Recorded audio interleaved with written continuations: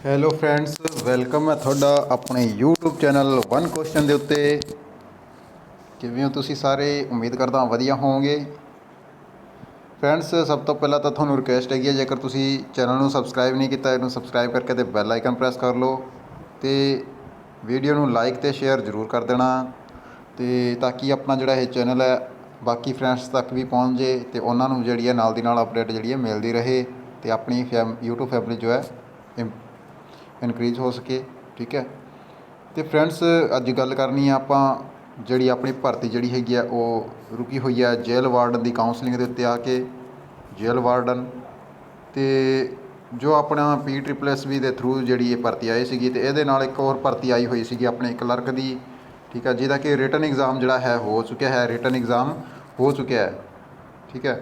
Written exam ਹੋਣ ਤੋਂ ਬਾਅਦ ਜਿਹੜਾ ਹੈ ਉਹਦੀ ਆਪਣੇ ਕੋਲ ਜਿਹੜਾ ਟਾਈਪਿੰਗ ਟੈਸਟ ਦੀ ਜਿਹੜੀ ਕੜੀ ਹੈ ਕੋਲ ਆਉਣ ਵਾਲੀ ਹੈ। ਠੀਕ ਹੈ, ਤਾਂ ਉਹਦੇ ਬਾਰੇ ਗੱਲ ਕਰਾਂਗੇ। ਤਾਂ ਫਰੈਂਡਸ, ਜਦੋਂ ਮੈਂ ਪਰਸੋਂ ਕਾਲ ਕੀਤੀ ਸੀਗੀ 2 ਦਿਨ ਪਹਿਲਾਂ, ਤਾਂ ਡਿਪਾਰਟਮੈਂਟ ਦੇ ਵਿੱਚ ਮੈਂ ਸੈਕਰੇਟਰੀਏਟ ਜੋ ਸਾਹਿਬ ਨੇ ਉਹਨਾਂ ਨੂੰ ਕਾਲ ਕੀਤੀ ਸੀਗੀ। ਫਰੈਂਡ, ਇੱਥੇ ਜਿਹੜਾ ਸੈਕਰੇਟਰੀਏਟ ਦਾ ਜਿਹੜਾ ਨੰਬਰ ਦਿੱਤਾ ਹੋਇਆ ਹੈਗਾ ਸੈਕਰੇਟਰੀ ਆਫ PSSB ਡਿਪਾਰਟਮੈਂਟ ਦਾ, ਇੱਥੇ ਕੰਟੈਕਟ ਅਸ ਦੇ ਵਿੱਚ ਜਿਹੜਾ ਹੈ ਉਹ ਨੰਬਰ ਪਿਆ ਹੈਗਾ, ਤੁਸੀਂ ਚੈੱਕ ਕਰ ਸਕਦੇ ਹੋ। ਠੀਕ ਹੈ, ਉਸ ਨੰਬਰ 'ਤੇ ਮੈਂ ਕਾਲ ਕੀਤੀ ਸੀਗੀ ਅਤੇ ਉੱਥੇ ਮੈਨੂੰ ਦੱਸਿਆ ਗਿਆ ਸੀਗਾ ਕਿ 4 ਤਾਰੀਖ ਨੂੰ ਜਿਹੜਾ ਹੈਗਾ 4 ਅਪ੍ਰੈਲ ਨੂੰ ਇਹਨਾਂ ਦੀ ਇੱਕ ਮੀਟਿੰਗ ਹੋਣ ਵਾਲੀ ਹੈਗੀ ਹੈ। ਇਸ ਮੀਟਿੰਗ ਤੋਂ ਬਾਅਦ ਕਹਿੰਦੇ ਸੀਗੇ ਕਿ 4 ਤਾਰੀਖ ਤੋਂ ਬਾਅਦ ਜਿਹੜਾ ਤੁਸੀਂ ਇੱਥੇ ਕਨਫਰਮ ਕਰਿਓ ਕਿ ਤੁਹਾਡਾ ਜਿਹੜਾ ਹੈ ਜੇਲ੍ਹ ਵਾਰਡਨ ਦੀ ਕਾਉਂਸਲਿੰਗ ਕਦੋਂ ਆਏਗੀ, ਅਤੇ ਕਲਰਕ ਦਾ ਜਿਹੜਾ ਐਗਜ਼ਾਮ ਹੈਗਾ ਉਹਦੀ ਟਾਈਪਿੰਗ ਟੈਸਟ ਦੀ ਡੇਟ ਜਿਹੜੀ ਹੈ ਕਦੋਂ ਆਏਗੀ, ਇਹ ਤੁਸੀਂ 4 ਤਾਰੀਖ ਤੋਂ ਬਾਅਦ ਵੇਖਣਾ। ਤਾਂ ਫਰੈਂਡਸ, ਕੁਝ ਫਰੈਂਡ ਜਿਹੜੇ ਸੀਗੇ ਵਾਰ-ਵਾਰ ਕਮੈਂਟ ਕਰ ਰਹੇ ਸੀਗੇ ਵੀਡੀਓ ਦੇ ਥੱਲੇ ਕਿ PSSB ਦੀ ਜਿਹੜੀ ਕਲਰਕ ਦੀ ਪੋਸਟ ਆਈ ਸੀ ਉਹਦਾ ਟਾਈਪਿੰਗ ਟੈਸਟ ਦੇ ਲਈ ਕਦੋਂ ਬੁਲਾਇਆ ਜਾਏਗਾ, ਅਤੇ ਜੇਲ੍ਹ ਵਾਰਡਨ ਦੀ ਜਿਹੜੀ ਭਰਤੀ ਹੈਗੀ ਆ ਉਹਦੀ ਕਾਉਂਸਲਿੰਗ ਲਈ ਕਦੋਂ ਬੁਲਾਇਆ ਜਾਏਗਾ। ਤਾਂ ਫਰੈਂਡਸ, ਜਿਵੇਂ ਕਿ ਇਹਨਾਂ ਨੇ ਕਿਹਾ ਹੈ ਕਿ 4 ਅਪ੍ਰੈਲ ਨੂੰ ਜਿਹੜਾ ਹੈਗਾ 4 ਅਪ੍ਰੈਲ ਨੂੰ ਕਾਉਂਸਲਿੰਗ ਹੈਗੀ ਆ, ਮੀਟਿੰਗ ਹੈਗੀ ਹੈ 4 ਅਪ੍ਰੈਲ ਨੂੰ ਡਿਪਾਰਟਮੈਂਟ ਦੀ। ਠੀਕ ਹੈ, ਅਤੇ ਜਿਵੇਂ ਤੁਸੀਂ ਨਿਊਜ਼ ਦੇ ਵਿੱਚ ਸੁਣਿਆ ਹੀ ਹੈਗਾ ਕਿ ਜਿਹੜਾ ਆਪਣਾ PSSB ਡਿਪਾਰਟਮੈਂਟ ਹੈਗਾ ਇਹਨੂੰ ਭੰਗ ਕਰਨ ਦੀ ਜਿਹੜੀ ਹੈਗੀ ਆ ਇਹ ਨਿਊਜ਼ ਆਪਣੇ ਸਾਹਮਣੇ ਆਈ ਹੈਗੀ ਆ। ਸ਼ਾਇਦ ਇਸੇ ਚੀਜ਼ ਨੂੰ ਲੈ ਕੇ ਜਿਹੜੀ ਹੈ 4 ਤਾਰੀਖ ਨੂੰ ਜਿਹੜੀ ਮੀਟਿੰਗ ਹੋਣੀ ਹੈ ਕਿ ਭਰਤੀਆਂ ਦਾ ਕੀ ਕੀਤਾ ਜਾਏਗਾ, ਜੇ ਭੰਗ ਹੁੰਦਾ ਤਾਂ ਕੀ ਹੋਊਗਾ।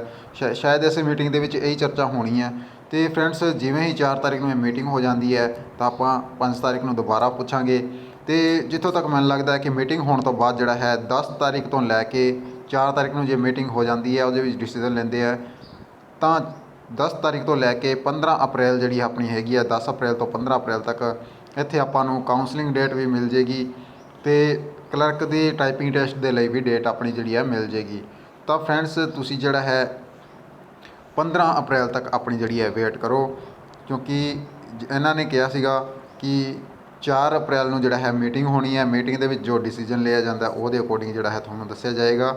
ਠੀਕ ਹੈ ਫਰੈਂਡਸ। ਤਾਂ ਫਰੈਂਡਸ, ਇਹੀ ਗੱਲਬਾਤ ਕਰਨੀ ਸੀ ਕਿ ਜੇਲ੍ਹ ਵਾਰਡਨ ਬਾਰੇ ਵਾਰ-ਵਾਰ ਪੁੱਛ ਰਹੇ ਨੇ ਕੈਂਡੀਡੇਟ, ਅਤੇ ਕਲਰਕ ਦਾ ਜਿਹੜਾ ਐਗਜ਼ਾਮ ਸੀਗਾ ਉਹਦੇ ਟਾਈਪਿੰਗ ਟੈਸਟ ਬਾਰੇ ਪੁੱਛ ਰਹੇ ਸੀਗੇ, ਮੈਰਿਟ ਕਿੰਨੀ ਜਾਏਗੀ ਉਹ ਪੁੱਛ ਰਹੇ ਸੀਗੇ। ਤਾਂ ਫਰੈਂਡਸ, ਹਜੇ ਟਾਈਪਿੰਗ ਟੈਸਟ ਦੀ ਡੇਟ ਆਉਣ ਦਿਓ, ਅਤੇ ਆਪਾਂ ਇਹਦੀ ਮੈਰਿਟ ਦੇ ਬਾਰੇ ਵੀ ਗੱਲ ਕਰਾਂਗੇ ਕਿ ਜਿਹੜੀ ਹੈ ਰਹਿਣ ਵਾਲੀ ਹੈ ਇਹਦੀ ਮੈਰਿਟ। ਤਾਂ ਫਰੈਂਡਸ, ਲਗਭਗ ਤਾਂ ਇਹਨਾਂ ਨੇ ਟਾਈਪਿੰਗ ਟੈਸਟ ਦੇ ਲਈ ਜਿਹੜਾ ਹੈ ਕੁਆਲੀਫਾਈ ਨੇਚਰ ਦੇ ਵਿੱਚ 40% ਮੰਗੇ ਸੀਗੇ। ਠੀਕ ਹੈ, ਉਹਦੇ ਅਕੋਰਡਿੰਗ ਜੇਕਰ ਇਹ ਮੈਨੂੰ ਨਹੀਂ ਲੱਗਦਾ ਕਿ ਜਿਹੜੇ 40% ਤੋਂ ਉੱਪਰ ਵਾਲੇ ਨੇ ਮਾਰਕਸ, ਠੀਕ ਹੈ, ਉਹਨਾਂ ਨੂੰ ਸਾਰਿਆਂ ਨੂੰ ਬੁਲਾਉਣਗੇ। ਠੀਕ ਹੈ, ਇਹ ਨਹੀਂ ਲੱਗਦਾ ਮੈਨੂੰ। ਇਹ ਪੋਸਟਾਂ ਦਾ ਹੋ ਸਕਦਾ 8 ਗੁਣਾ ਬੁਲਾਉਣ, ਪੋਸਟਾਂ ਦਾ ਟੋਟਲ ਪੋਸਟਾਂ ਦਾ 8 ਗੁਣਾ ਹੋ ਸਕਦਾ ਬੁਲਾਏ ਜਾਣ ਟਾਈਪਿੰਗ ਟੈਸਟ ਦੇ ਲਈ। ਅਤੇ ਇਹਨਾਂ ਨੇ ਫਾਈਨਲ ਦੇ ਵਿੱਚ ਜਿਹੜਾ ਕਾਉਂਸਲਿੰਗ ਦੀ ਗੱਲ ਕੀਤੀ ਹੈਗੀ ਹੈ, ਤਾਂ ਕਾਉਂਸਲਿੰਗ ਦੇ ਲਈ ਇਹਨਾਂ ਨੇ ਕਿਹਾ ਹੈ ਕਿ ਪੋਸਟਾਂ ਦਾ 3 ਗੁਣਾ ਜਿਹੜਾ ਹੈ ਕਾਉਂਸਲਿੰਗ ਦੇ ਲਈ ਬੁਲਾਇਆ ਜਾਏਗਾ।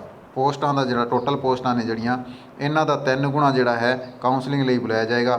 ਇਸ ਲਈ ਟਾਈਪਿੰਗ ਲਈ ਮੈਨੂੰ ਲੱਗਦਾ ਹੈ ਕਿ ਪੋਸਟਾਂ ਦਾ 8 ਗੁਣਾ ਤਾਂ ਘੱਟੋ ਘੱਟ ਬੁਲਾਉਣਗੇ।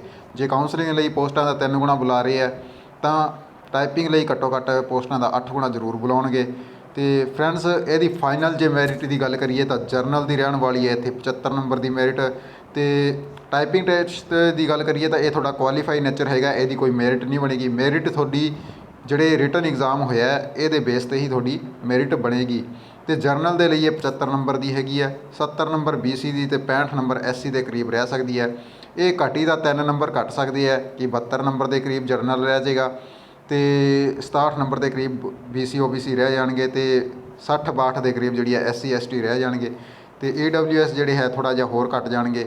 ਤਾਂ ਇਸ ਤਰੀਕੇ ਦੇ ਨਾਲ ਜਿਹੜੀ ਤੁਹਾਡੀ ਮੈਰਿਟ ਹੈਗੀ ਹੈ ਕਿ ਜਰਨਲ ਦੀ ਗੱਲ ਕਰੀਏ, ਓਪਨ ਦੀ ਗੱਲ ਕਰੀਏ ਤਾਂ 75 ਨੰਬਰ ਦੀ ਜਿਹੜੀ ਤੁਹਾਡੀ ਮੈਰਿਟ ਹੈ ਇਹ ਰਹੇਗੀ। ਉਸ ਤੋਂ ਬਾਅਦ 5-5 ਨੰਬਰ ਤੁਸੀਂ ਘਟਾ ਕੇ ਜਿਹੜੀ ਹੈ ਮੈਰਿਟ ਬਣਾ ਸਕਦੇ ਹੋ।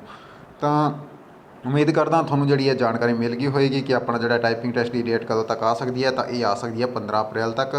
ਜਿਹੜੀ ਹੈ ਜੇਲ੍ਹ ਵਾਰਡਨ ਦੀ ਕਾਉਂਸਲਿੰਗ ਦੀ ਡੇਟ ਵੀ ਆਪਣੀ 15 ਅਪ੍ਰੈਲ ਤੱਕ ਆਪਾਂ ਨੂੰ ਵੇਖਣ ਨੂੰ ਮਿਲ ਸਕਦੀ ਹੈ।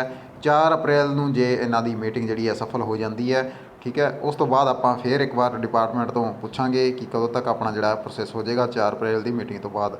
ਤੇ ਫਿਰ ਮਿਲਦੇ ਆ ਫਰੈਂਡਸ ਇੱਕ ਨਵੀਂ ਅਪਡੇਟ ਲੈ ਕੇ, ਨਵੀਂ ਭਰਤੀ ਦੀ ਅਪਡੇਟ ਲੈ ਕੇ। ਤੁਸੀਂ ਜਿਹੜਾ ਹੈ ਚੈਨਲ ਜੇ ਸਬਸਕ੍ਰਾਈਬ ਨਹੀਂ ਕੀਤਾ ਹੋਇਆ ਪਲੀਜ਼ ਇਹਨੂੰ ਸਬਸਕ੍ਰਾਈਬ ਕਰ ਲੈਣਾ ਤੇ ਬੈਲ ਆਈਕਨ ਜਿਹੜਾ ਹੈ ਇਸ ਨੂੰ ਪ੍ਰੈਸ ਕਰ ਲੈਣਾ ਤੇ ਵੀਡੀਓ ਨੂੰ ਸ਼ੇਅਰ ਤੇ ਲਾਈਕ ਜ਼ਰੂਰ ਕਰਨਾ ਫਰੈਂਡਸ।